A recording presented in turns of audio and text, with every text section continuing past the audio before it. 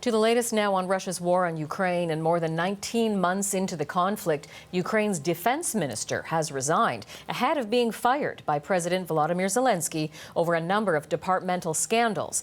His resignation came just hours after Russia launched a second night of attacks on port areas near NATO's eastern flank in Romania.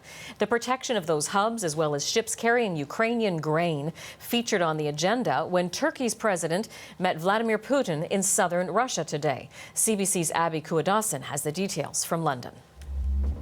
Well, President Erdogan is looking to convince President Putin to return to that UN broker deal. He says the deal could be revived, but called on Ukraine to soften its stance. Now, it was Moscow that quit that agreement in July, which had allowed Ukrainian grain to move through the Black Sea safely. And President Putin saying today that he's open to discussions about restarting the initiative, but requires some guarantees because Moscow feels its own food and fertilizer exports continue to face obstacles. Western sanctions do not apply to those exports, but Russia would like to be readmitted into the international SWIFT banking system, for example. Now, the Kremlin has tried to set up a bilateral grain deal with Turkey, which helped broker this UN deal last year. I spoke with Aslı Aydın Taşbaş, who's with the European Council on Foreign Relations. She says the Turkey-Russia relationship is very much transactional.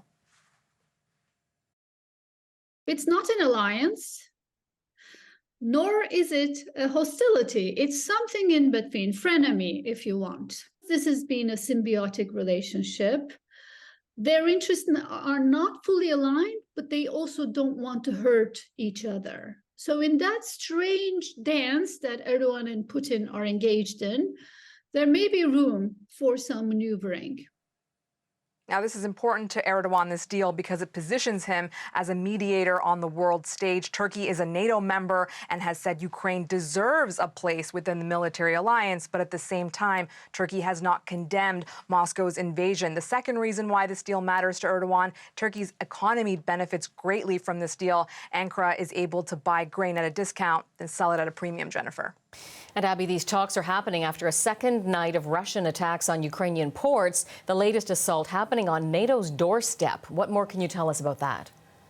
Now, this attack comes after reports emerged this weekend that Ukraine has actually broken through the first line of Russian defenses near Zaporizhia, and Moscow has frequently attacked Ukraine's ports, though, since it backed out of the UN deal. So what happened overnight was at the port of Ismail on the Danube River. Ukraine says it shot down 23 of 32 Iranian-made drones, but some did hit Ukrainian grain warehouses. Some debris fell on civilian infrastructure, and we've also now heard from the Foreign Minister Dmytro Kuleba, who says Ukraine has photographic evidence that some of that debris actually landed in NATO member Romania. Romania very quick this morning to issue a statement and deny that claim, Jennifer. CBC's Abby Kuadasin in London.